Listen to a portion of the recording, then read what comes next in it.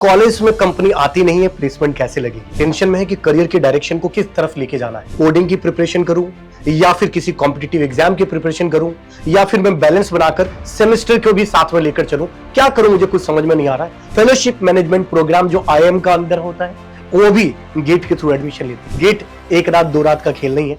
Gate में आपको बहुत शिद्दत के साथ, कंसिस्टेंसी के साथ आपको पढ़ना होगा। इन सब का सॉल्यूशन एक बैकअप प्लान है और वो बैकअप प्लान है। हेलो मेरे प्यारे दोस्तों, तो अगर आप लोग टियर 3 कॉलेज के अंदर पढ़ रहे हैं या टियर 2 कॉलेज के अंदर पढ़ रहे हैं और वरीड हैं कि कॉलेज में कंपनी आती नहीं है, प्लेसमेंट कैसे लगेगी, टेंशन में है कि करियर की डायरेक्शन को किस तरफ लेके जाना है, और आपको एक डाउट है कि सर कोडिंग की प्रिपरेशन करूं या फिर किसी कॉम्पिटिटिव एग्जाम की प्रिपरेशन करूं या फिर मैं बैलेंस बनाकर सेमेस्टर को भी साथ में लेकर चलूं, क्या करूं, मुझे कुछ समझ में नहीं आ रहा है, तो यस, आप सही वीडियो देख रहे हैं दोस्तों। यहां पर मैं आपको बता देता हूं, इन सब का सॉल्यूशन एक बैकअप प्लान है और वो बैकअप प्लान है GATE यानी कि ग्रेजुएट एप्टीट्यूड टेस्ट इंजीनियर। ये वो एग्जाम है जिसके थ्रू आप PSUs के अंदर जा सकते हैं। PSU का मतलब है पब्लिक सेक्टर अंडरटेकिंग, जिसके अंदर महारत्ना, मिनी रत्ना, नवरत्ना जैसी कंपनी आती है, जैसे कि ONGC, PGCL।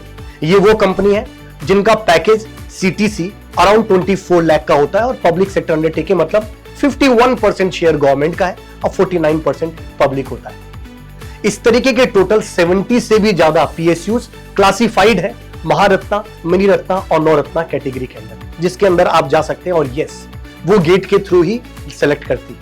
हाँ, अगर कुछ PSU अलग भी एग्जाम लेती है तो उनका जो सिलेबस है वो वही सिलेबस होता है जो गेट एग्जाम का सिलेबस है। साथ ही दोस्तों, गेट के अंदर अगर मैं सिलेबस की भी बात करूं तो सब कुछ वैसा ही है जैसा आप सेमेस्टर में पढ़ते हो। हर एक सब्जेक्ट आपके सेमेस्टर के हिसाब से ही बनाया गया है, कुछ आपको एडिशनल नहीं पढ़ना है, बट हाँ, जो आपके सेमेस्टर के अंदर आता है उसको थोड़ा डिटेल्ड में जाकर आपको देखना है। और ये नोटिस किया गया है कि जो बच्चे बैकअप में गेट को लेकर चलते हैं उसको प्लेसमेंट से कभी डर नहीं लगता। साथ ही उनके सब्जेक्ट पे कमांड बहुत ही ज्यादा स्ट्रांग होता है और उनमें एक कॉन्फिडेंस भी होता है कि जिंदगी में कुछ ना कुछ अच्छा कर लेंगे। और नो डाउट, अगर कंसेप्ट इतने अच्छे होंगे तो CGPA तो अच्छा बनेगा ही बनेगा, ये नेचुरल। दोस्तों, इसके अलावा अगर आपका ड्रीम है IIT में जाने का, चाहे मैं टॉप 7 IITs की बात करूं या फिर अगर आपका ड्रीम है कि मैं IIT में भी मिल जाए, बस सर IIT का टैग मिले, क्योंकि सर 11th-12th में मैंने सोचा था कि मुझे IIT में जाना है और किसी कारणवश मैं नहीं जा पाया, तो दोस्तों आपको गेट एग्जाम एक दूसरा मौका देता है मास्टर्स के लिए IIT में जाने का। इसके साथ ही अगर आप लोगों को लगता है दोस्तों कि मुझे फॉरेन से MS यानी मास्टर ऑफ साइंस करना है, तो यस, जर्मनी और सिंगापुर के बहुत सारे ऐसे कॉलेज हैं जो गेट के स्कोर को एक्सेप्ट करती है। यही चीज अगर आप मास्टर्स के बाद PhD करना चाहते हैं तब भी दोस्तों आपको गेट एग्जाम देना कंपलसरी है। और इसके साथ ही बहुत सारे ऐसे कॉलेज हैं जैसे NITI मुंबई, जिसका पैकेज अगर मैं एवरेज CTC की बात करूं तो लगभग 16 लाख से अबव जाता है, वो भी गेट के थ्रू एडमिशन देती है। साथ ही दोस्तों, फेलोशिप मैनेजमेंट प्रोग्राम जो IIM का अंदर होता है वो भी गेट के थ्रू एडमिशन लेती है। यानी ये एक एग्जाम है जो आपके सेमेस्टर के CGPA से लेकर आपके गवर्नमेंट जॉब, आपके IIT में सीट, हर चीज एक फिक्स कर सकती है। बट यस, ये वही एग्जाम क्रैक कर सकता है जो बच्चा स्टार्टिंग से ही थोड़ा सीरियस हो। यस, अगर आप फर्स्ट ईयर, सेकेंड ईयर में हैं तो डेली बेसिस में अगर आप 1 आवर 2 आवर्स की आप स्टडी करेंगे तो इजीली एक साल के अंदर अपने सिलेबस को कवर कर लेंगे और नेक्स्ट ईयर आप रिवीजन और मॉक टेस्ट की प्रैक्टिस करके आप उस एग्जाम में बहुत अच्छा स्कोर कर सकते हैं। सबसे पहले बात करते हैं इसके सिलेबस की। तो दोस्तों, अगर मैं सिलेबस की बात करूं तो सबसे पहले CS का सिलेबस आपको दिखाई दे रहा होगा और CS के अंदर सबसे पहला इंजीनियरिंग मैथमेटिक्स और एप्टीट्यूड। ये तो कॉमन है, एप्टीट्यूड 15 नंबर का आता है। उसके बाद discrete mathematics, digital logic, theory of competition, compiler design, DBMS, computer organisation architecture, C programming, data structure, algorithm, और इसके साथ ही कंप्यूटर नेटवर्क भी सब्जेक्ट है जो आप लोगों के एग्जाम में आते हैं। और ये सारे सब्जेक्ट आप लोगों ने नोटिस किया होगा आपके सेमेस्टर में भी होंगे अगर आप कोर CSE के अंदर पढ़ रहे हैं। कोई बच्चा अगर DA के लिए प्रिपेयर कर रहा है यानी data science and artificial intelligence के लिए पढ़ रहा है तो आपका सिलेबस है probability and statistics, linear algebra, calculus, ये मैथमेटिक्स का पोर्शन है। इसके साथ ही आपको पाइथन विद डेटा स्ट्रक्चर, इसके साथ algorithm, DBMS and data warehousing, और साथ ही machine learning, artificial intelligence and aptitude आपको पढ़ना होगा।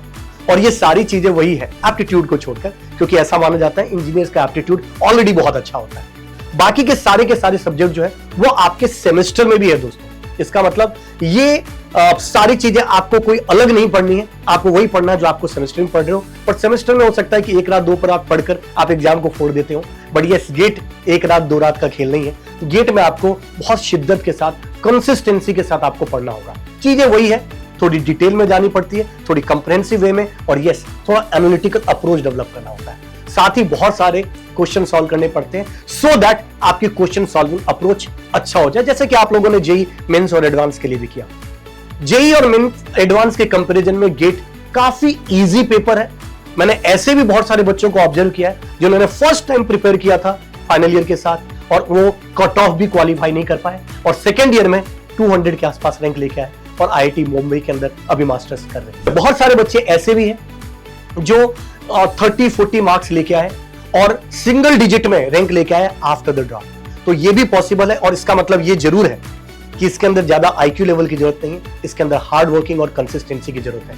अगर आप हार्ड वर्क और कंसिस्टेंट है, अपने सीरियस है अपने करियर को लेके, तो डेफिनेटली इस एग्जाम में आप बहुत अच्छा कर सकते हो, क्योंकि सिलेबस मैंने आपको बताई दी। यही चीज अगर कोई बच्चा इलेक्ट्रॉनिक्स में है और गेट की प्रिपरेशन करना चाहता है, तो इलेक्ट्रॉनिक्स का सिलेबस भी आपको सामने दिखाई दे रहा होगा दोस्तों। अगर कोई बच्चा इलेक्ट्रॉनिक्स की प्रिपरेशन कर रहा है, तो दोस्तों मैथ्स जो कि 13 नंबर का आता है और एप्टीट्यूड 15 नंबर का आता है, जो कि पहले से ही फिक्स है। इसके साथ digital electronics, network theory, control system, signal and system, EDC यानी electronics devices and circuit, analogue electronics, और साथ ही कम्युनिकेशन एंड सिस्टम्स, ये वो सब्जेक्ट हैं जो आपके एग्जाम के अंदर आते हैं दोस्तों। ईएमएफटी भी एक सब्जेक्ट है जो आपके एग्जाम के अंदर आता है।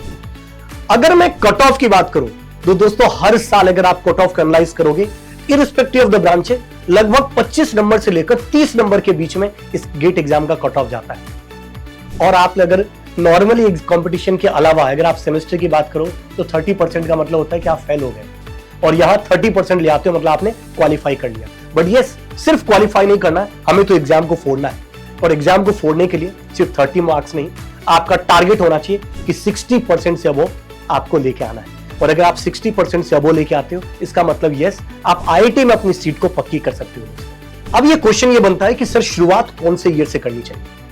तो दोस्तों अगर आप फर्स्ट ईयर में हैं तो एप्टीट्यूड प्लस मैथमेटिक्स ये आप शुरू कर सकते हो, पढ़ सकते हो, और सेकेंड ईयर ऑनवर्ड्स आपके जितने भी सब्जेक्ट है वो सब सेमेस्टर में भी है। तो सेमेस्टर वाले सब्जेक्ट्स को आप सेमेस्टर के साथ ही कवर करिए, सो दैट आपका गेट और सेमेस्टर की प्रिपरेशन पैरेलली वे में आपको चल सके। हर सेमेस्टर में 2-3 सब्जेक्ट होंगे जो गेट में भी होंगे और सेमेस्टर में भी होंगे, उसको गेट लेवल पे जाके पढ़ना है, बाकी की चीजों को सेमेस्टर के लेवल पर ही जाके पढ़िएगा और आराम से आप इस एग्जाम को फोड़ सकते हैं दोस्तों।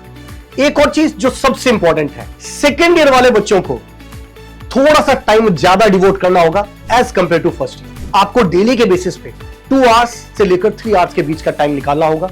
2 hours for the theoretical portion, 1 hour for the question practice, so that आप सेकंड ईयर में अपने पूरे सिलेबस को कवर कर सको। थर्ड ईयर में रिवाइज करिए, क्वेश्चन की प्रैक्टिस कीजिए और फुल लेंथ टेस्ट लगाइए और एग्जाम के अंदर अच्छी रैंक लेके आइए। यही चीज अगर कोई बच्चा थर्ड ईयर में है तो आपको बता दूं, गेट का एग्जाम थर्ड ईयर और ऑनवर्ड्स आप दे सकते हैं। तो अगर आप थर्ड ईयर में हैं तो यस, आपको 4 घंटे के आसपास आपको डेली की स्टडी करने की जरूरत है, सो दैट आप एग्जाम के सिलेबस को इंटायरली सही तरीके से थ्रूली कवर कर सको, कंप्रेहेंसिव वे में कवर कर सको, और यस आप भी अच्छी रैंक ला सको। फाइनल ईयर के बच्चों के लिए डू एंड डाई कंडीशन होती है। क्यों?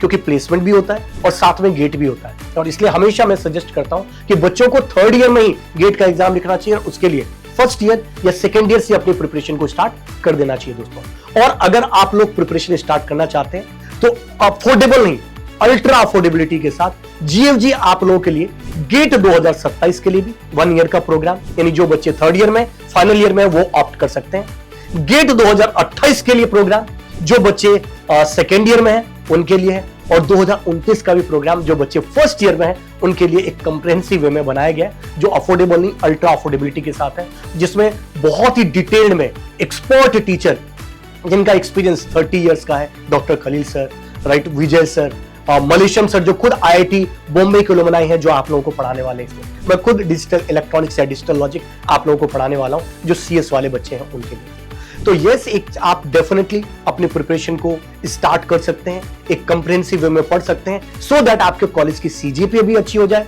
साथ ही आपका एक बैकअप प्लान भी रहे। और हाँ, सी, डेटा स्ट्रक्चर और एल्गोरिथम, ये 3 चीजें तो आप गेट के लिए पढ़ते ही हो, और यही सेम चीज जो प्रोडक्ट बेस्ड कंपनी आती है उनमें भी रिक्वायरमेंट है। तो डेफिनेटली अगर आप गेट के लिए पढ़ते हो तो प्लेसमेंट की प्रिपरेशन तो बाय डिफॉल्ट आपकी होती ही जा रही है दोस्तों, उसमें आपको टेंशन लेने की जरूरत नहीं। सबसे इंपॉर्टेंट चीज है सर कैसे माने कि हम गेट के लिए बने भी हैं या नहीं बने। तो दोस्तों यहां पर जानने की जरूरत नहीं, गेट कोई ऐसा एग्जाम नहीं है जो आपसे कुछ छीनेगा। गेट एक ऐसा एग्जाम है जो आपको नॉलेज देगा, जो आपको कॉन्फिडेंस देगा, जो आपको ये बताएगा कि yes now you are a real engineer. तो मुझे ऐसा लगता है, और हमारी टीम पूरे बाकी के जिन्होंने भी आईआईटीज के अंदर मास्टर कर रहे हैं आप उनसे बात करोगे, जो पीएसयू के अंदर जॉब कर रहे हैं उनसे बात करोगे तो वो बताएंगे आपको कि ये बहुत इजी एग्जाम है, बट उसके लिए किसी के आपको एक डायरेक्शन की जरूरत है, एक मार्गदर्शन की जरूरत है, राइट, और साथ ही आपके खुद के ऊपर एक विश्वास की जरूरत है। और आप लोग अगर टियर 3 कॉलेज में पढ़ते हो तो आपको पता है कि क्या प्लेसमेंट की सिचुएशन होने वाली है आपके कॉलेज में। तो उससे ज्यादा बेटर है कि फाइनल ईयर में आकर ये सोचें कि काश मैं पहले से प्रिपेयर कर लेता। उससे बेटर है कि आपको आज ही अपनी प्रिपरेशन शुरू कर देनी चाहिए दोस्तों। और भी अगर आपके कोई डाउट है तो इस वीडियो के कमेंट में जरूर लिखिएगा, और जो बैचेस के लिंक है वो भी इस वीडियो के डिस्क्रिप्शन में दिया गया है, आप क्लिक करके एक्सप्लोर कर सकते हो। और भी कोई ज्यादा इशू है तो मुझसे लिंक्डइन टेलीग्राम चैनल पर कनेक्ट करके आप पूछ सकते हो दोस्तों। Till that thank you very much, all the very best, जय हिंद दोस्तों।